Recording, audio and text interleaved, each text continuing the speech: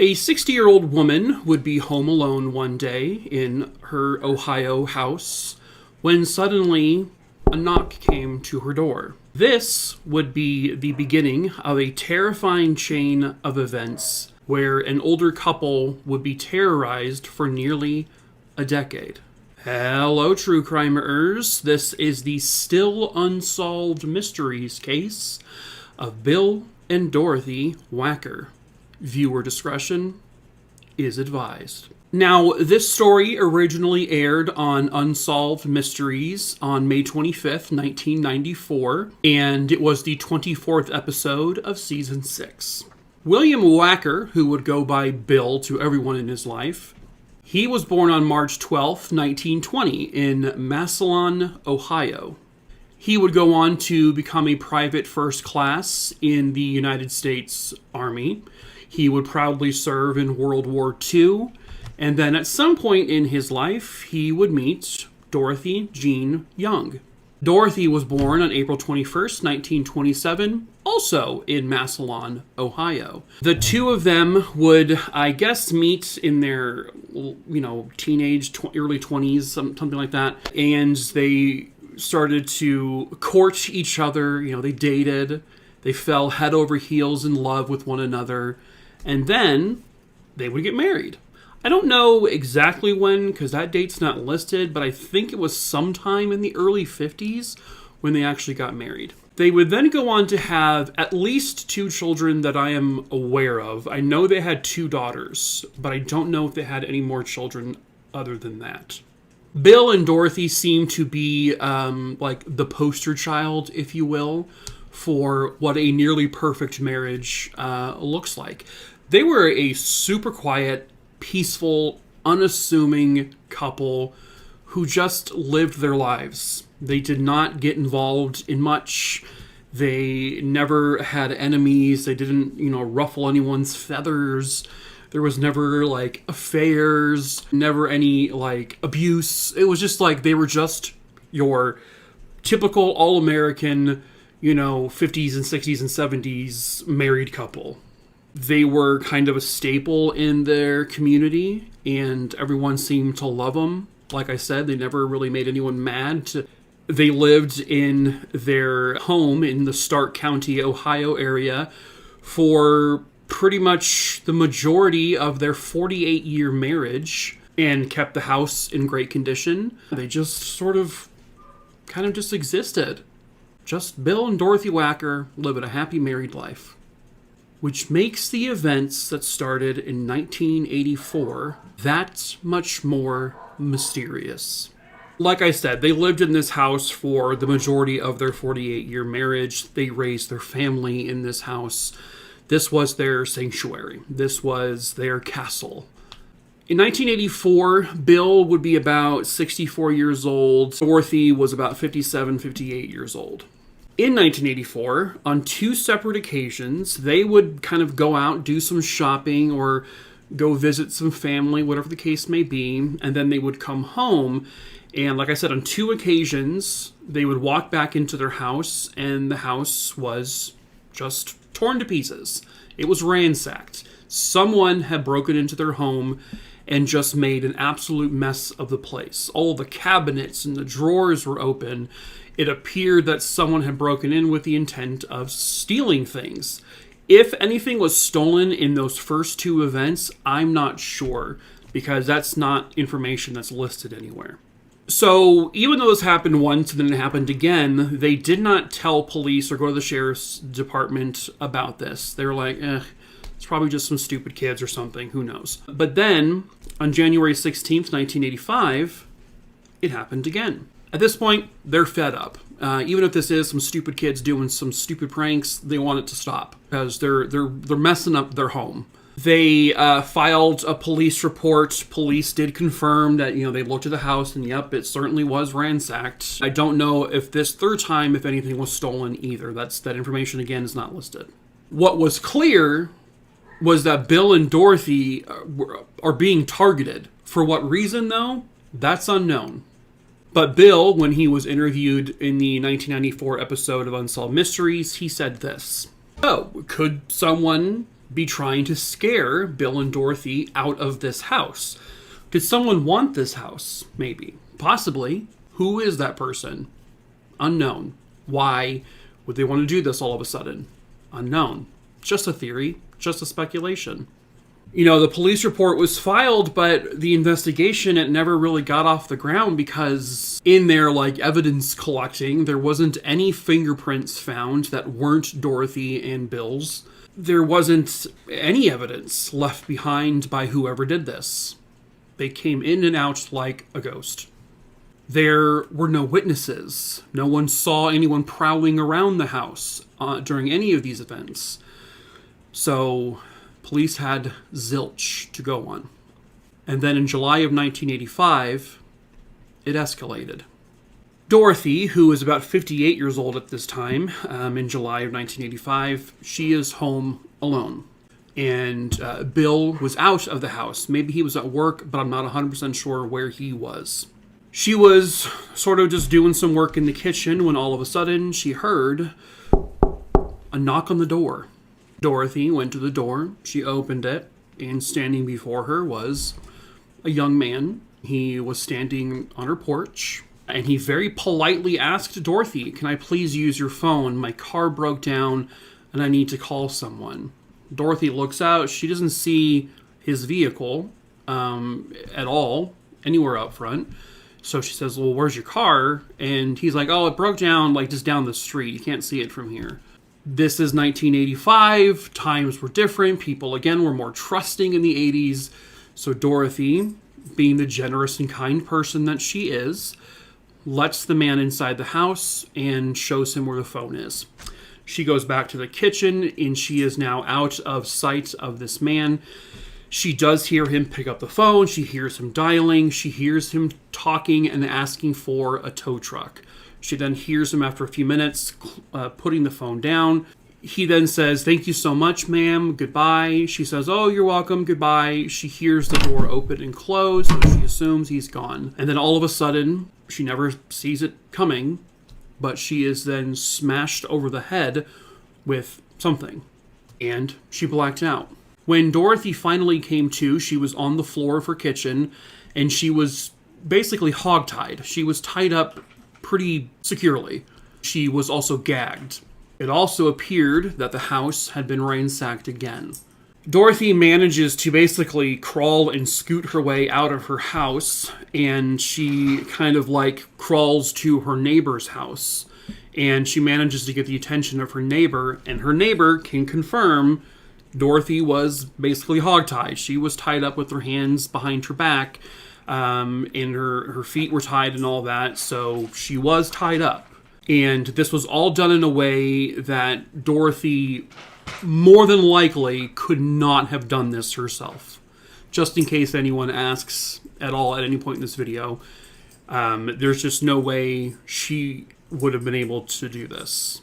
When Bill arrived, there were already cops and an ambulance outside, and he goes immediately to console his wife and tend to her, make sure she's okay. And then police ask him, "Hey, can you please look around the house and see if anything was taken?" And this time he confirms there were several items missing. His .22 caliber revolver was missing.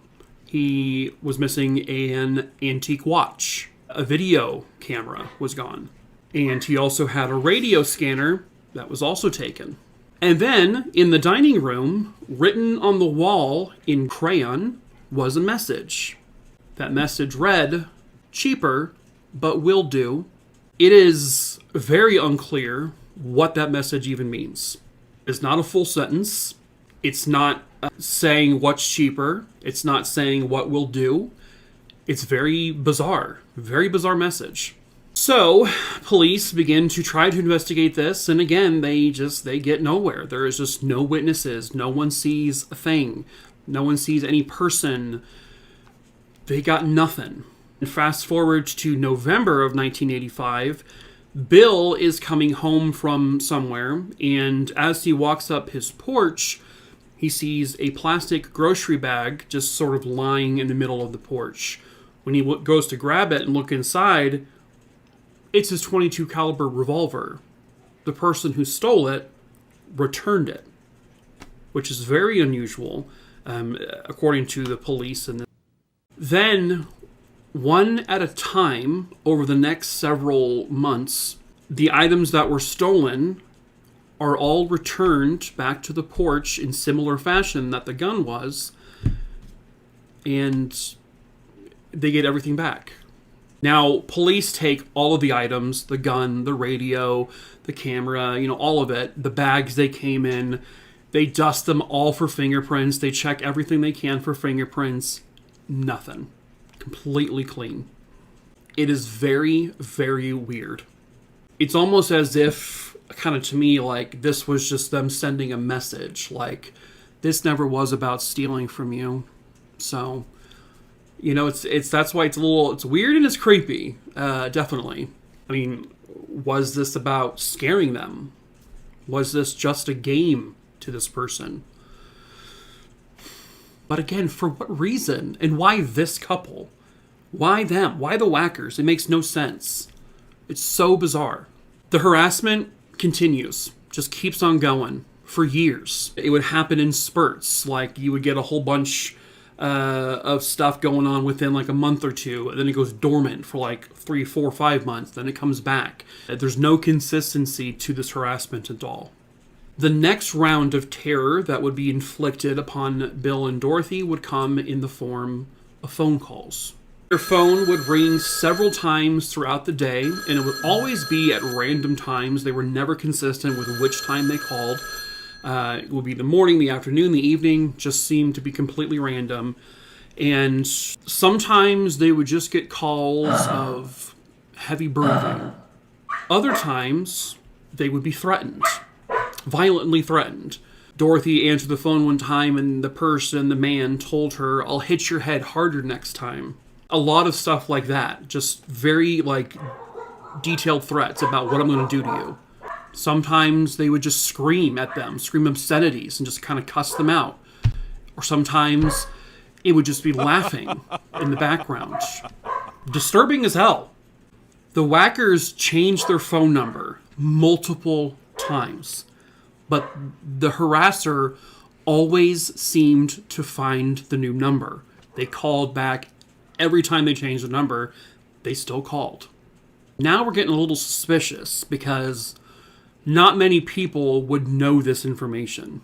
What I don't know is, I don't know if police ever tried to trace these phone calls, if they even attempted. But from what it sounds like, the phone calls never lasted more than 15, 20 seconds, which, back in the 80s, it would take longer than that to trace a call. So it's almost like the caller would know to just hang up the phone after a certain time.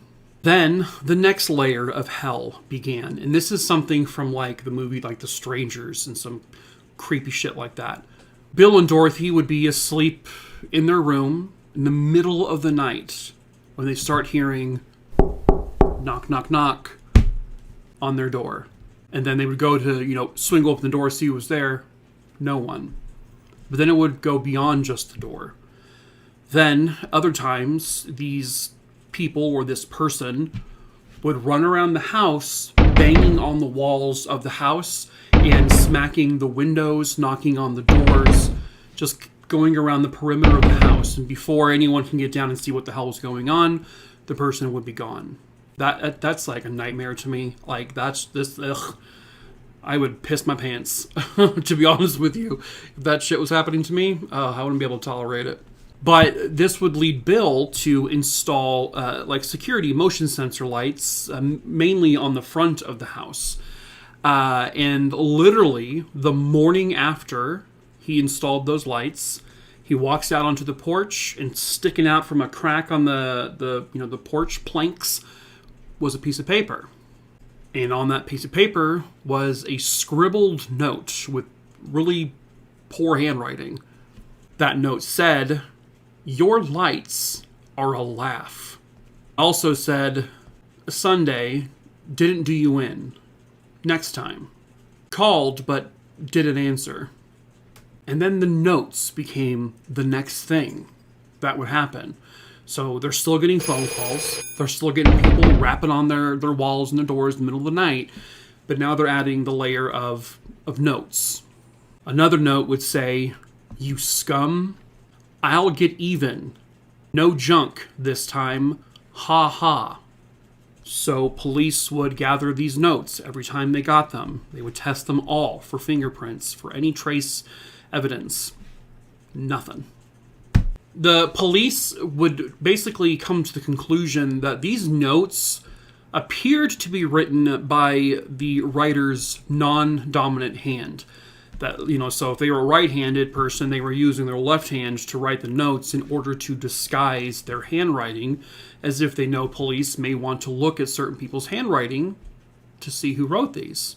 The calls, the notes, the knocking, the threats just kept on going for close to a decade.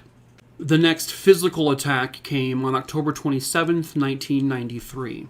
It was nighttime at this point, and Dorothy had taken their dog out to the backyard. The dog was never harmed, by the way. She took the dog out to the backyard, and just to let the dog do its business. And someone snuck into their backyard, hopped the fence or something along those lines, crept up behind Dorothy and bashed her over the head and knocked her out again.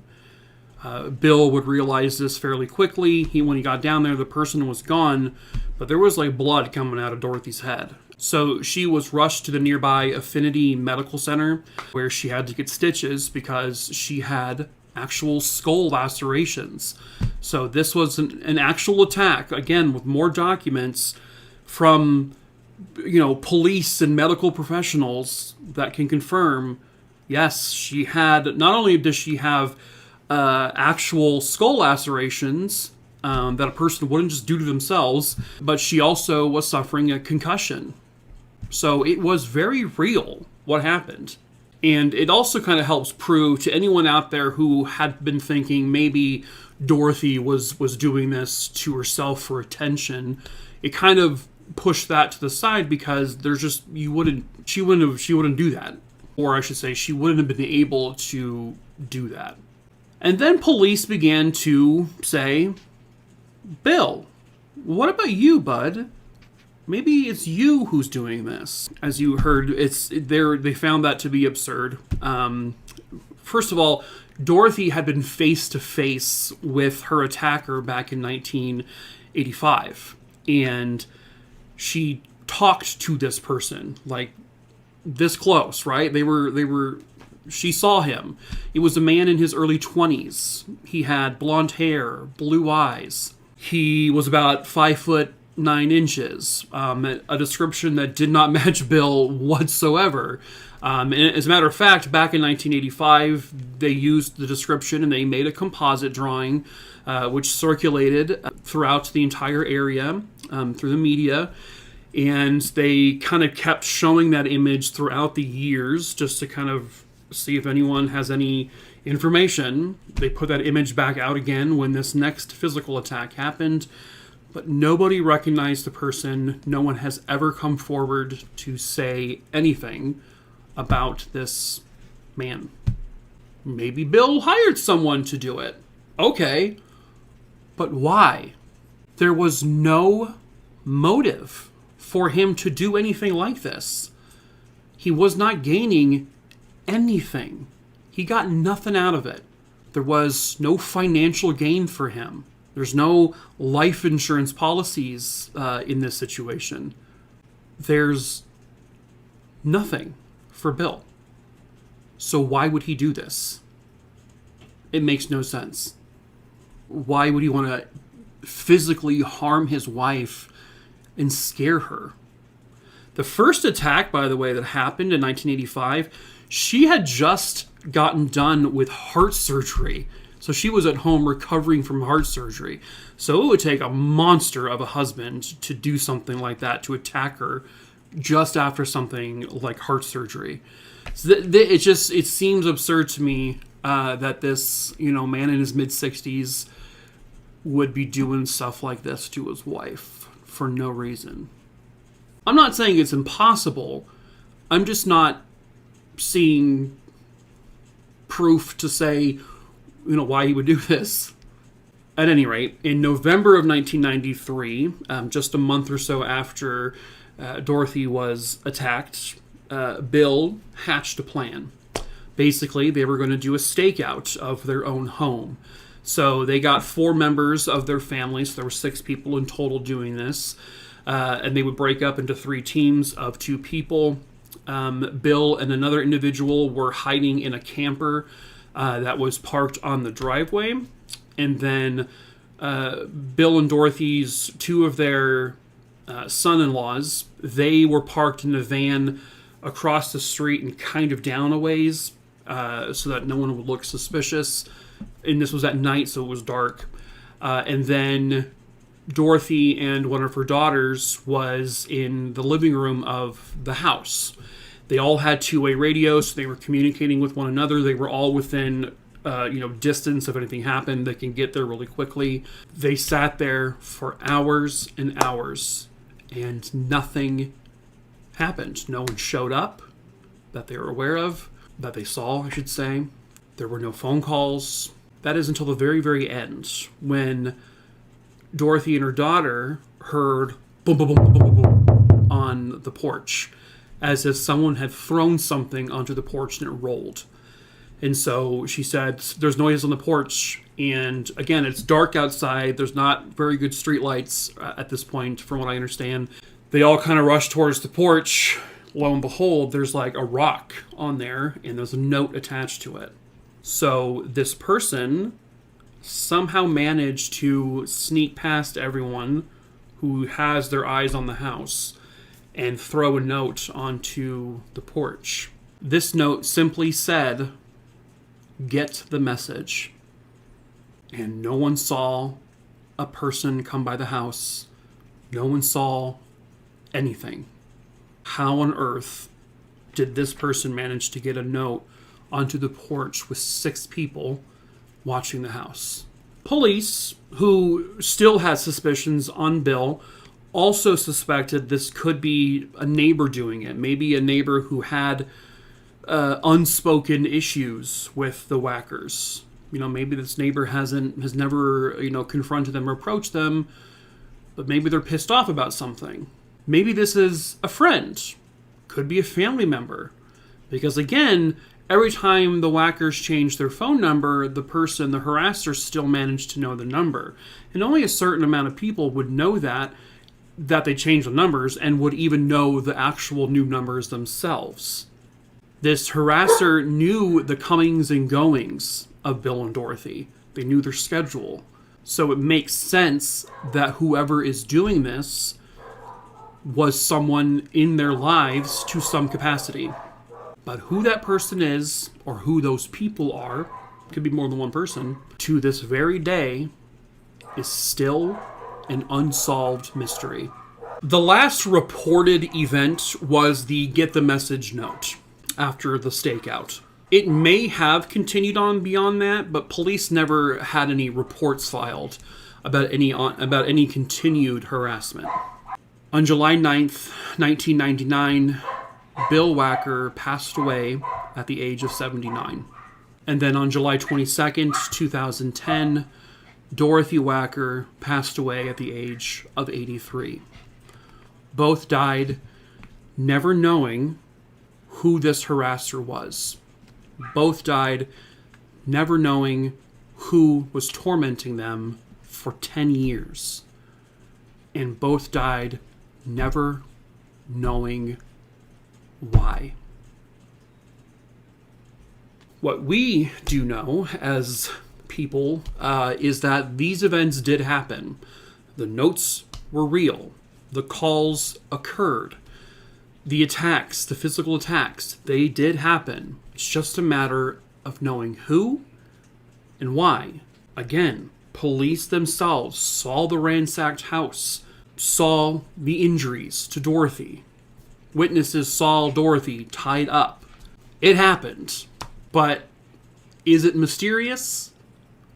Or is it someone close to home? Could it have been Bill and Dorothy doing all of this? Maybe.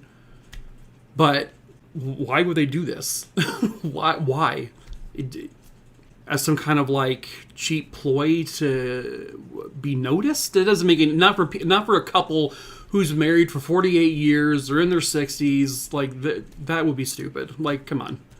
if it was just Bill, again, he gained nothing from this, ever. I think that this all did happen the way the Wackers said it happened.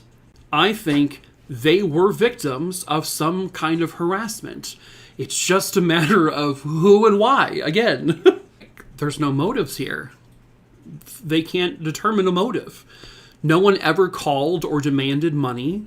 No money was ever exchanged. There was no affairs, so this wasn't like a jilted lover. Maybe someone just simply hated the Wackers for some unknown reason and wanted to torture them.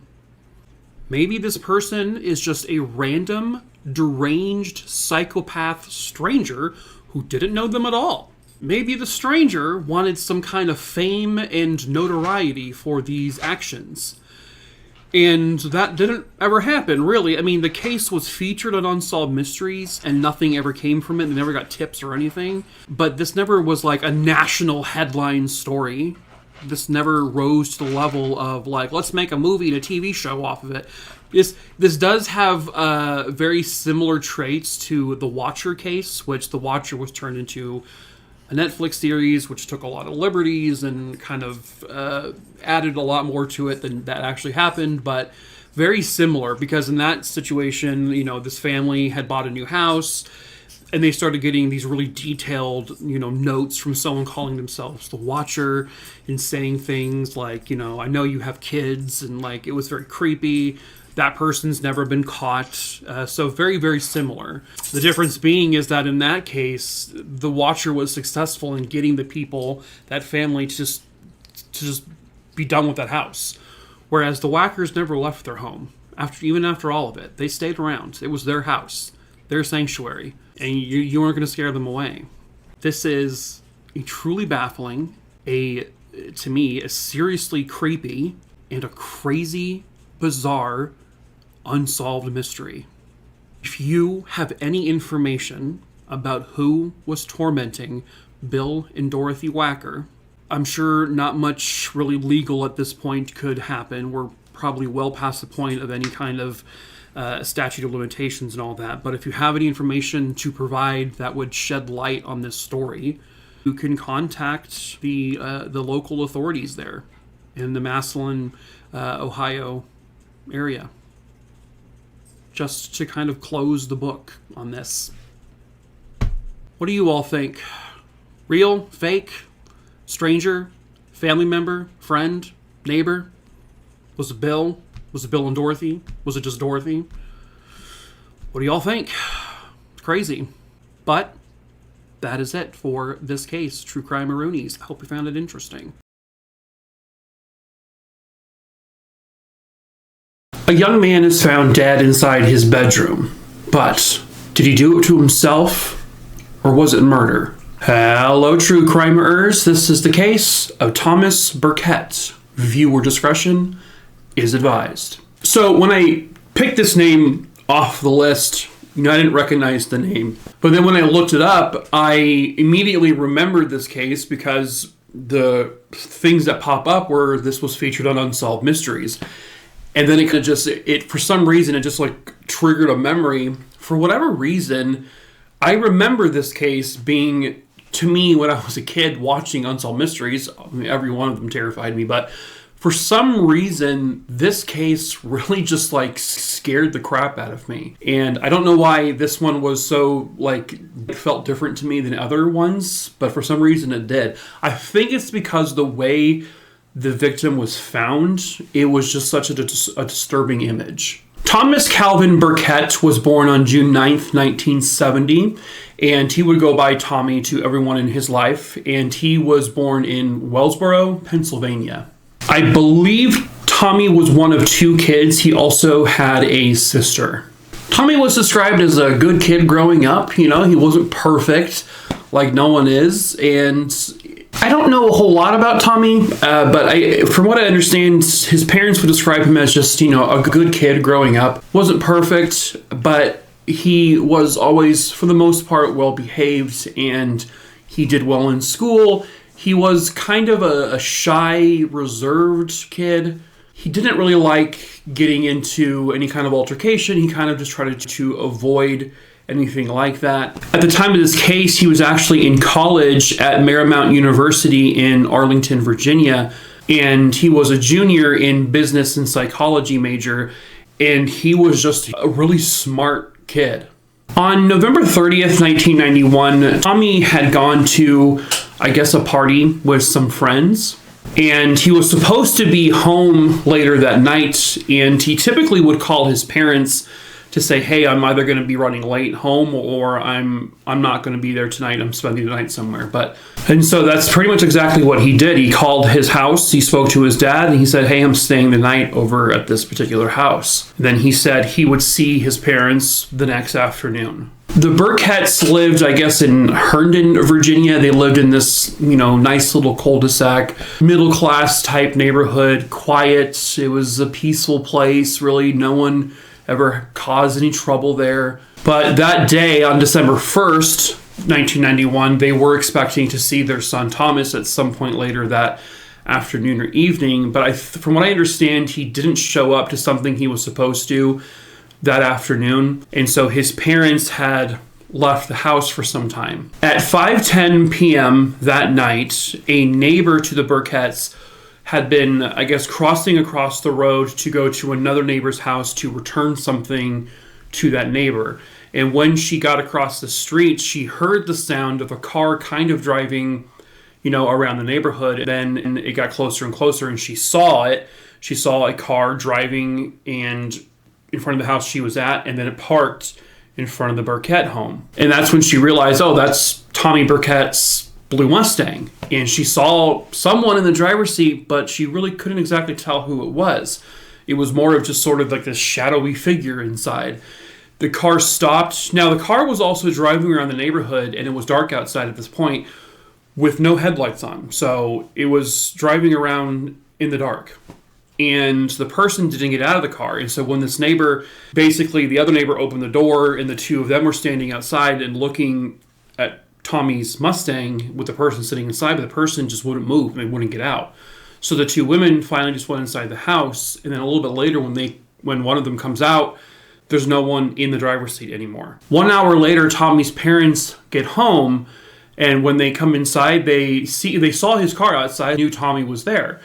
They call out his name, he doesn't respond. And so the dad goes up the stairs to the bedroom. He walks in, and then he immediately kind of comes out of the room with with Tommy's mom, and he says basically like, don't go in there, I gotta call 911. And so he goes downstairs to the phone to call 911, and his mom just sort of sits out there in front of Tommy's room for like a minute before she decides to go in. Tommy was sitting on the couch in his bedroom. His feet were crisscrossed. He was almost sitting upright, and his arms were kind of like just in this position. And the image I'm showing, by the way, is a recreation. So calm down, YouTube. It is a recreation from Unsolved Mysteries. This is not the actual image. Most of the photos I'm going to be showing of like the crime scene or the case are going to be recreations, because there really isn't much photos online, like actual photos. But his hands were kind of like cupped on his lap, and the gun was just sort of resting at the edge or the end of his fingertips. And his eyes were closed, and he was his head was sort of slouched down. And I think it's that imagery why I was always so scared about this case, because it just looks so unusual for a person either who ended their own life or was murdered. It just looks so strange. I don't know. It's just such an unnerving image. When his mom, Beth, looked down at the gun, she immediately noticed something kind of odd. She could see some of the bullets, the cartridges in the chamber. And that's because the chamber of the gun, because this was like a revolver, was partially out, meaning the chamber was not clicked in. And the gun can't fire if the chamber is out at all like that. Or the cylinder, the chamber, I'm not sure what it's called. When she looked up and she saw, she looked at his head, it definitely appeared that Tommy had been shot through the mouth. There was a fingertip-sized bullet hole at the base of his skull. What was interesting, that is, in the based on the position of where the bullet, where it should have exited through his head, because I think it came at an angle. It should have gone through a window, but it didn't. The bullet was actually straight behind his head. The angle, it didn't make sense. So that immediately raised red flags to her. She also noticed that his right ear was damaged. There was blood coming from it. It appeared that Tommy had been beaten on his head. So police are called, and there's kind of this unusual thing, right? Paramedics arrive, okay, and they go to check on him, and they tell, the parents, unfortunately, he is deceased. And she said, well, how long has he been that way? And the paramedic said, oh, it's definitely been hours. And then a police officer, the detective, comes into the house. He kind of like rushes into the house, like runs up the stairs, but then he sees Tommy's mom and stops and says, this isn't your fault. You're not to blame. And she's like, I don't know what you mean. And he said, people end their own lives for all sorts of reasons. But here's the thing. The detective hadn't even seen the crime scene yet. He hadn't seen anything. No one had ruled it a suicide or otherwise. And so it's very strange for him to say that. And then, like a little bit later, he comes downstairs and, the mom says, the paramedic said he had been dead for hours. The cop said, no, this just happened. As a matter of fact, he probably did it as you were pulling into the driveway. How would you know that? And that's also when police found or showed the parents this note that was in one of Tommy's pockets, and it had this super scribbled out handwriting on it. Basically just said, I want to be cremated. His mom was like, that's not his handwriting. Initially, Tommy's dad believed Tommy had ended his own life, but his mom just from the get-go said, this is no, he didn't do this. He was killed. Somebody murdered him. And that's when, as the days progressed, Tommy's mom noticed some strange things. She noticed what looked like blood spatter on a wall kind of on the staircase. She also noticed some blood spatter at the bottom of the staircase, and I think in one other portion of the house.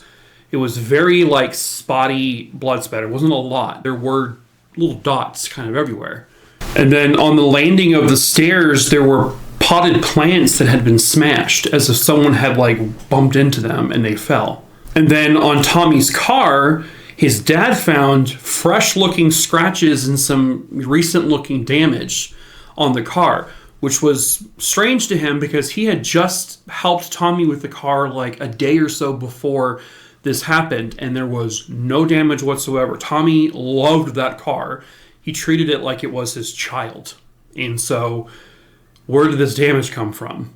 Police refused to investigate this, at all. They just said, this is suicide, that's it. And case closed. One thing that really sticks out too is they did not check Tommy's palms or his hands for gunshot residue at all. They should have done that just simply as a cursory check. Didn't do it. They also did not interview a single neighbor, just in case, right? That's just your basic duty. Just interview some of the neighbors in the houses nearby if they heard the gunshot or they saw anything strange.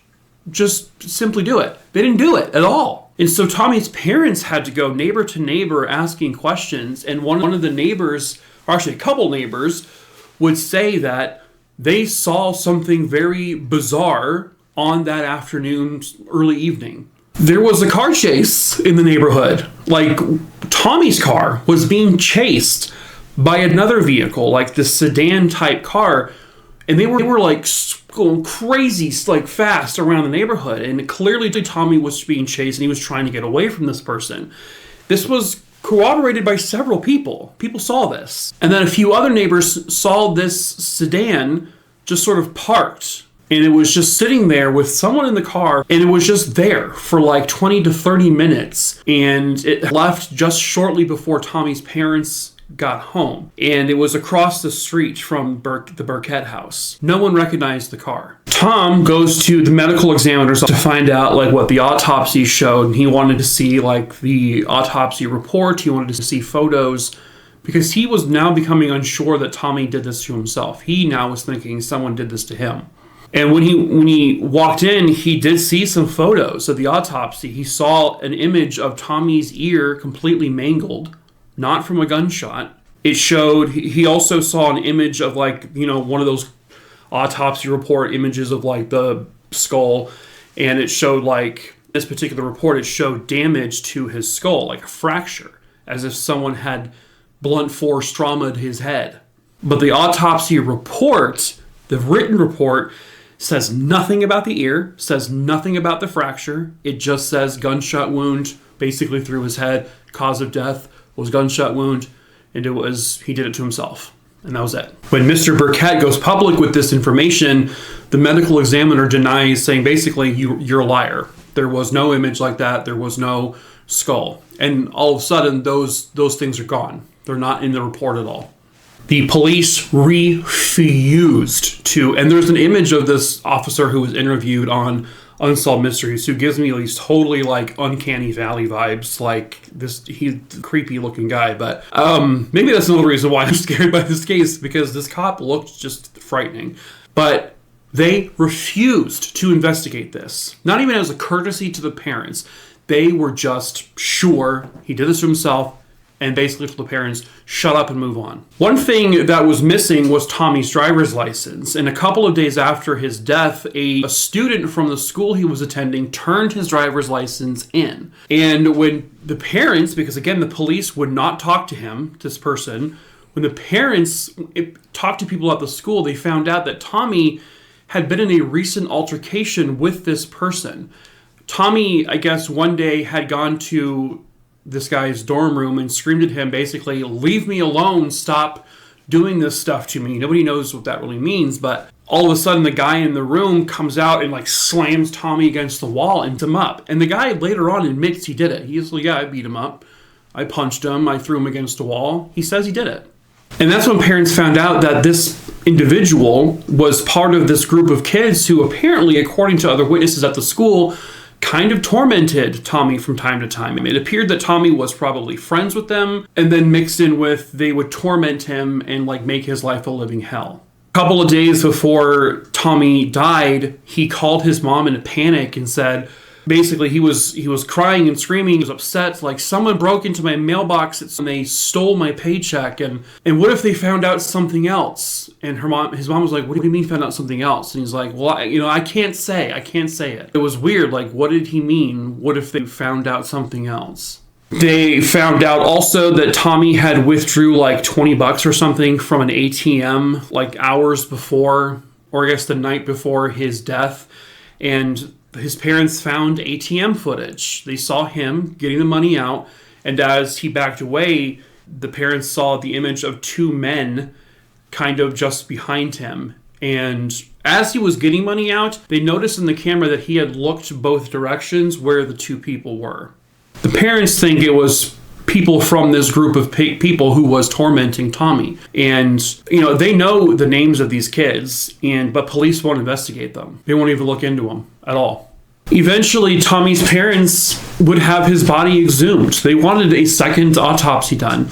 And this new person who was hired by the family basically confirmed what Tommy's dad had seen, that Tommy did have some skull fractures to his head, and he also had some fresh scratches and bruises to his chest, as if someone had been attacking him. The autopsy also showed that Tommy had a broken jaw, not from a gunshot wound, because where the bullet had entered and gone through, it didn't come into contact with his jaw, but his jaw had been broken.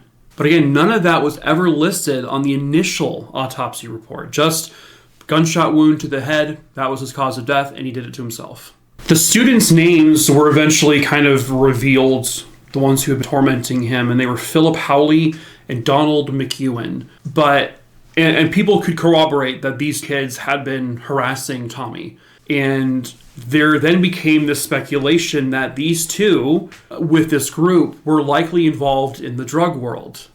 And so, what Tommy's parents would learn from basically other people, informants and whatnot, was that Tommy I guess, had become an informant for the DEA. And so what they surmised was Tommy had likely found out about whatever these kids were doing with in the drug world. They were dealing, perhaps, hard drugs. And so maybe they found out he was this informant, and then they had to kill him. And that's why he told his mom, basically, what if they found out something else when they broke into his mailbox? Now, the DEA denies he was an informant. They've said, nope, wasn't an informant. The police are like, that's insane. He wasn't an informant.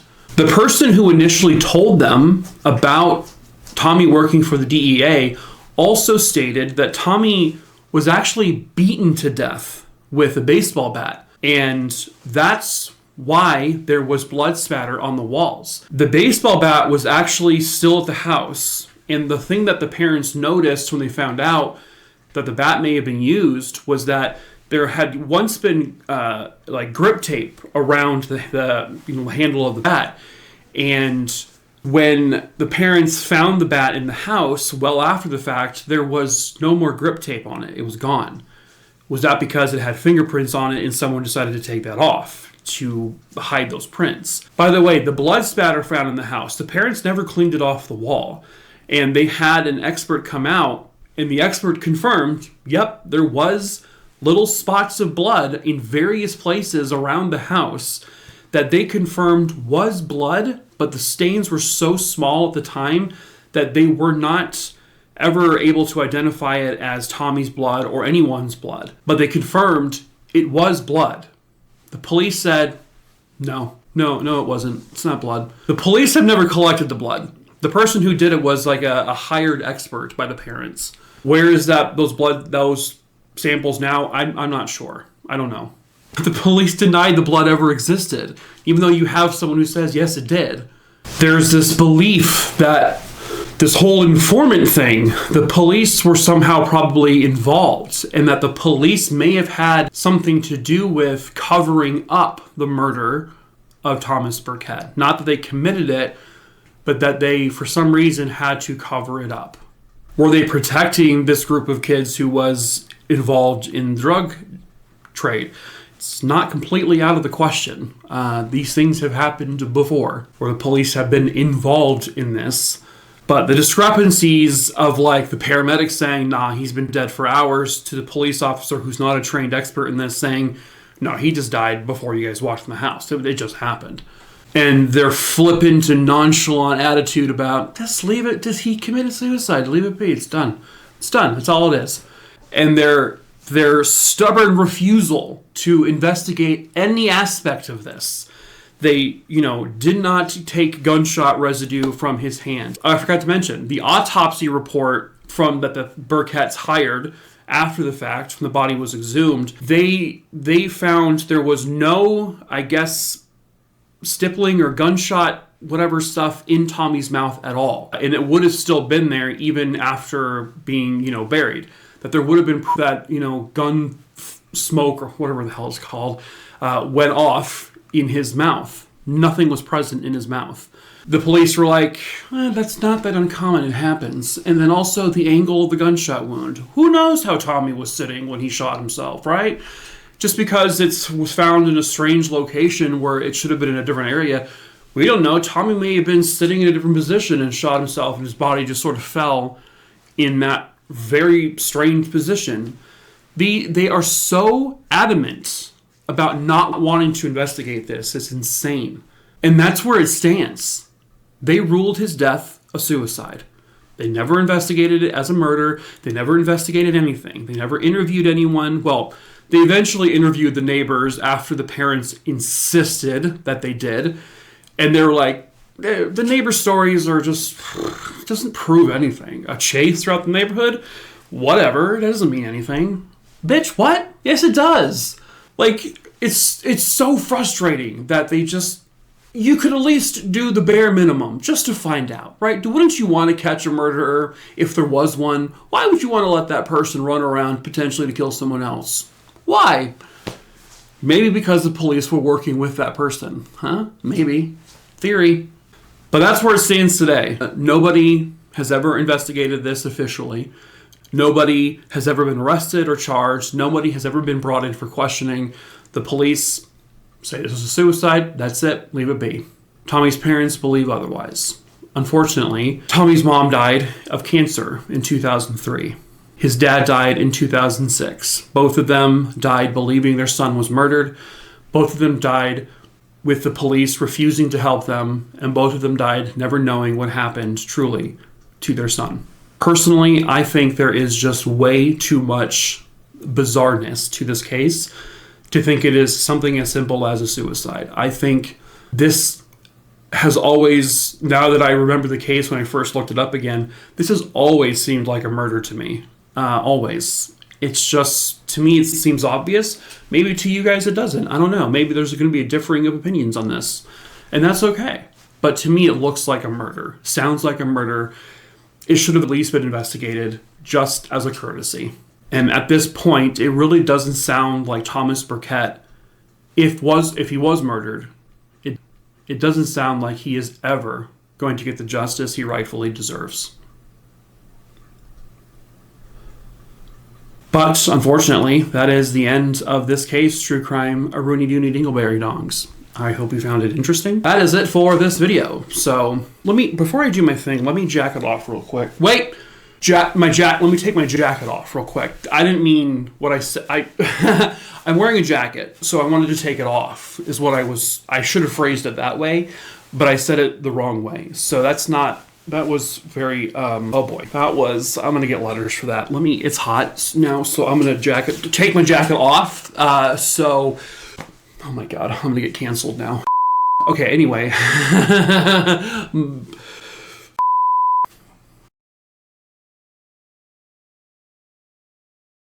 After committing a murder, a man was seen just casually bouncing a ball against a wall. And to this day, he has never been caught. Hello?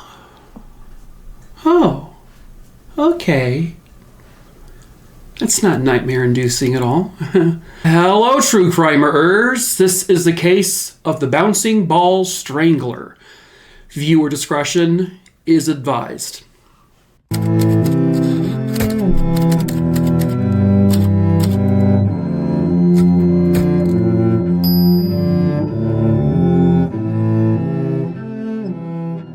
It was May 28th, 1959, in the bustling city of Los Angeles, California. No, I'm not going to do that voice ever again. But it is 1959 in Los Angeles, California, as I said, whimsically. It was a bright, sunny day, which would turn into a hot and muggy afternoon. And 57-year-old Ruth Gwynn, who unfortunately I cannot find a photo of, she had worked that day, and she was on her way home from work. It sounds like she was walking either to her car or to her home. But suddenly a man would come out of the bushes, grab her, and drag her into a nearby parking garage. And he would rape the 57-year-old woman. As he was doing so, he was also beating on her relentlessly with every ounce of energy he had.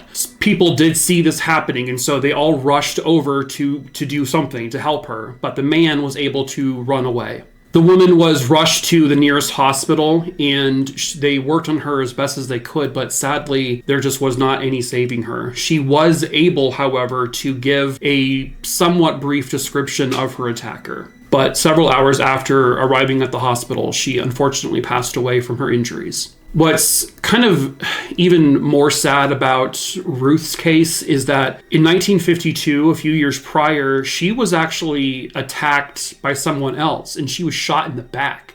And she ended up surviving that situation, obviously. And there was a time where it was like, well, did maybe this person come back to do this to her now to, silence her or whatever the case may be? But the police found absolutely no connections between that attack and this one that ended up taking her life. Fast forward now to January 29th, 1960. We are still in bright, sunny Los Angeles, California. A 73-year-old woman named Amanda E. Rockefeller, her body was found just a couple of blocks away from her home. And it was apparent that she had been sexually assaulted and she had been strangled. A couple of weeks later, on February 10th, 1960, it happens again. A 60-year-old woman named Ann Cotter was attacked. Ann was on her way to church, and by the way, I don't have photos of Ann or of Amanda. I actually don't have photos of pretty much any of the victims in this case. This was an older case, and there did not appear to be much coverage of it, and so unfortunately there is very little on it in terms of like photos. But 60-year-old Ann Cotter was also found murdered, and she too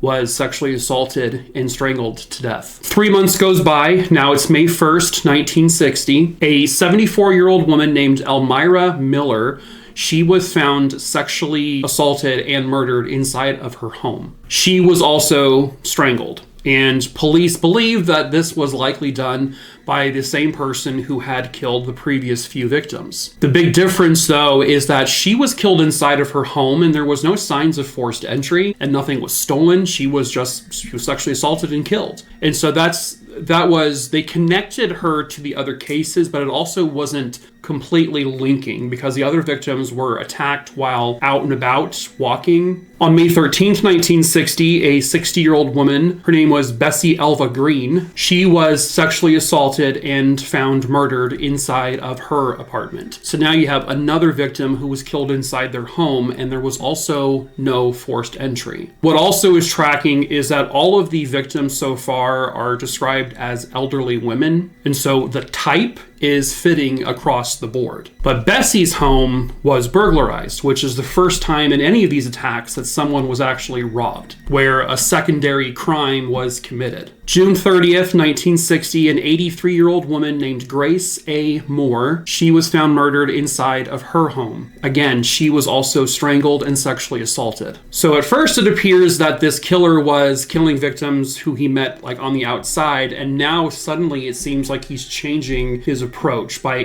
gaining entry to these homes somehow, some way, and killing his victims. At least that's what it looked like as a whole to police, who had no choice but to link all of these victims together so far. On June 26, 1960, a 72-year-old woman, her name was Mercedes Langeron, she was found in her home, sexually assaulted and strangled with her own bedsheet. She was found later by her 62-year-old roommates, and this is where the biggest description of this attacker comes into play. Because as the roommate, her name was Adela Williams, she was walking into the apartment. As she's walking towards the apartment, she sees a tall black male kind of casually just sort of outside the apartment, and he's seen bouncing a little red rubber ball. And then he kind of just sort of picks up off the wall, and he starts bouncing the ball on the ground as he's walking away. And he seems like it seems like he lived there. Like it was super casual. He was seen wearing what she described as Ivy League clothing. She would give this description to the police, and they came up with this composite drawing, which composite drawings always horrify me because, for one, they're probably never really accurate, super accurate. Some of them are really, really close. But especially in the early years of doing this, the composites just always have this super eerie feeling to them. On August 18th, 1960, a 48-year-old grandmother named Maudie Hall and her 10-year-old granddaughter, Mary Foster, were attacked inside their apartment. This man entered the apartment and had some sort of blunt force object and used it to attack the women. One of her neighbors was awakened by the sounds of the thuds that were coming from this. He also heard a very distinct sound. It was the sound of a rubber bouncing ball coming from Maudie's apartment. As the neighbor gets up to walk outside, he does see a man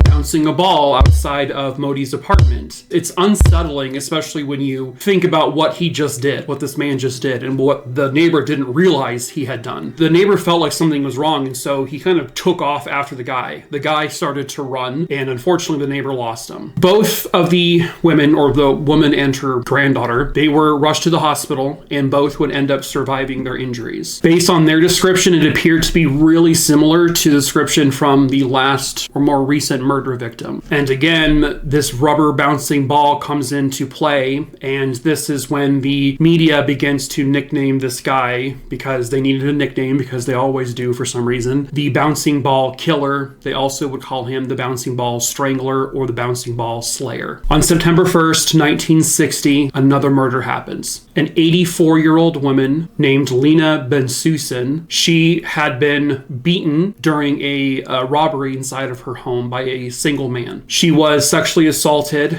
and I guess she was beaten and not strangled like the other victims. She was found inside her apartment still kind of hanging on to life. She was rushed to the hospital. She was able to give a description of her attacker, and it again was very similar to the other descriptions, so the composite drawing is pretty close to what all these victims have seen. But unfortunately, Lena would pass away from her injuries. On July 3rd, 1960, there was an arrest of a 38-year-old man named Noble Harper. He was arrested simply because he was seen outside of a grocery store bouncing a rubber ball. And he was a black man, pretty tall, so he kind of fit the description of this person. But ultimately what led to people calling on him was the bouncing ball thing. Police arrested him. They brought him in for questioning. He was pretty forthcoming and honest. They investigated him, and there was just no way this guy did any of this, and they cleared him as a suspect. Ultimately, the only reason he was ever brought in is because he was seen bouncing a ball. On July 10th, 1960, a local bricklayer named Ray Williams was arrested and brought in for questioning, also with regards to these murders. This was based on the fact that he, I guess, resembled the composite drawing. I don't have a photo of him either, or Noble Harper, or I have photos of very few people here. The only thing that really connected him was his appearance and his shoe size, I guess. I guess there were shoe impressions found, but they were ultimately had to release him because they had no other evidence. On July 23rd, a 23-year-old man named Joseph Walter Malveaux was brought in for questioning. I guess he had the same shoe size as the killer. He had some apparent similarities to the composite drawing, but not enough. And a lot of this happened to be, there is this kind of like this hysteria about there's this crazy person on the loose killing people. And with this being the very early 60s, it sounds like basically because they announced this as a black suspect that people were just fingering, black men and saying, it must be them. Thankfully, all of these men weren't just like charged with the murder. Thankfully, these officers actually looked into these suspects, and they've cleared all of them, including Joseph Malveaux. He was released because they had no evidence. On July 12th, 1960, there was police were called because there was a woman screaming near a local college campus in Los Angeles. When police arrived, there was a man named Raymond Ward Clemens. He was what appeared to be running towards his car. The 35-year-old man was stopped by police and questioned because just nearby, where the direction he was running from, they found the body of a young woman, a 19-year-old named Nina T. Thorin. She was strangled and beaten to death. So what he said happened in this case is that he offered a ride to this victim. She got into the car. When she got into the car, she made a joke. She says, "Are you the bouncing ball killer?" And he said, "Look in the glove box." And I guess there was a ball. And he said, "Sure, I'm the bouncing ball killer." And so he then confesses to police that he is the bouncing ball killer. Police give him a polygraph test because they want to see if he's telling the truth about when it comes to specifically the bouncing ball killer case. He lied on every question.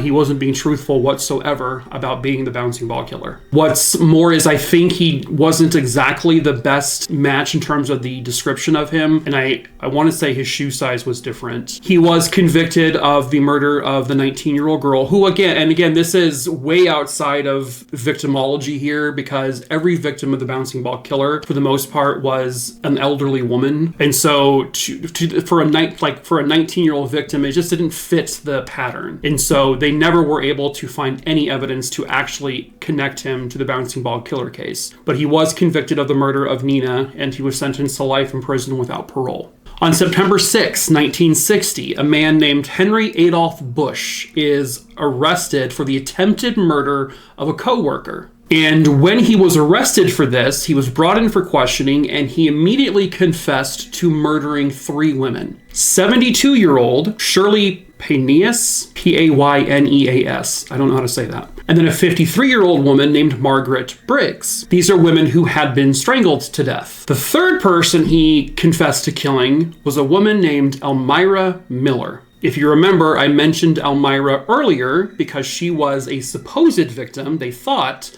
of the bouncing ball killer. This Henry Adolph Bush person was never even thought of as a suspect in her case. He says he did this because he just had the urge to do it. He had the urge to kill these women. And he said he was inspired by Alfred Hitchcock's movie Psycho. Psycho was inspired by another serial killer, Ed Gein. Henry Adolph Bush was tried for 3 murders, and he was convicted of all 3 murders and sentenced to death. And in 1962, because they didn't fuck around back then, when you're sentenced to death, you're sentenced to death. So this is just 2 years later, he is executed in the gas chamber, back when they were still doing that. Nowadays, people are waiting 20, 30, 40 years to be executed. And they do not believe that he had any responsibility to the other victims of the bouncing ball killer. And also, he is a white man, did not fit the description of this black man who was seen around the other victims. August 28th, 1961, a 20-year-old named Charles James Gulston is arrested for the murder and rape of an 81-year-old woman named Dora Ann Cutting, also in Los Angeles. I think this is actually more in the Long Beach area. He was also considered a suspect in the disappearance of an 11-year-old girl, but they were never able to prove that or find any evidence towards that. Because he had raped and strangled Dora Ann Cutting, he was then considered a suspect in the bouncing ball killer case. He did have a general resemblance to the description of the man. I don't know if his shoe size was the same or not, but they looked into him a lot as being the potential suspect in that case, but ultimately they were not able to find any evidence connecting him to any of the victims. And there was no physical evidence, and there was just nothing. And so ultimately they didn't charge him with any of the other murders or attempted murders or the other rapes, but he was charged with the murder of 81-year-old Dora Cutting. He was convicted and sentenced to death. He was waiting some time, and in 1972, the Supreme Court of California basically declared that the death penalty was now unconstitutional. And so everyone who was on death row at that time had their convictions reversed to life in prison without parole. And that's exactly what happened to him. So in the end, you have 6 victims who do not have their killers apprehended. 6 victims who all fit the same description of being an elderly woman who were all sexually assaulted, and for the most part, most of them were strangled, if not, they were also beaten. The description of their killer would, at least for some of them, would be the same. I think for at least 3 of these murders. The bouncing ball came into play in 2 of the murders, and ultimately, they were never able to catch this guy. This is the early 1960s. They obviously didn't have the technology we have now. They didn't have DNA. They didn't have computer technology. We couldn't trace people with GPSs and cell phones. They were extremely limited on what they could do back then. And because of how limited they were, and because of the knowledge they didn't have yet, there's probably a lot of evidence they didn't even think to collect or at least properly store. So now we're here 65 years after the first known murder occurred in this spree, and this guy's never going to be caught. I mean, let's just be real. The guy was described to be in his 20s, maybe early 30s, and at this point he would be in, at the very least, his late 80s, if not 90s, or he's dead. Let's just be real. And with there being no physical evidence really properly collected, there's just no way they're going to ever be able to link these murders to any one person. So you have 6 women, there's 6 different families, which then branches to God knows how many people affected by all of these murders, and they never got justice. They never got answers. They never got closure. They never got anything. This man was able to just take 3 women at least off of the street in broad daylight and sexually assault and kill them. He was then able to break into the homes of several more women and murder and sexually assault most of them. And he got away with it. He's not being caught. It's done. Sure, maybe one day there'll be like a letter that they find or someone's deathbed confession that they were confessed to by the real killer, but that's not anything, you know? Like, this killer will never be brought to justice, and that's the most important thing in all of this, is bringing the killer to justice. Yeah, you want to know the answer. You want to know who did it. I think we all have that whodunit murder mystery thing in us. We're like, we gotta know, but it doesn't matter if we know. What matters is they won't go to jail. They will not face a trial. They will not be held accountable. And that's sad. That's sad that 6 women, their lives were ended so brutally, nothing is going to be done about it. And so the identity of the bouncing ball strangler will forever be unknown.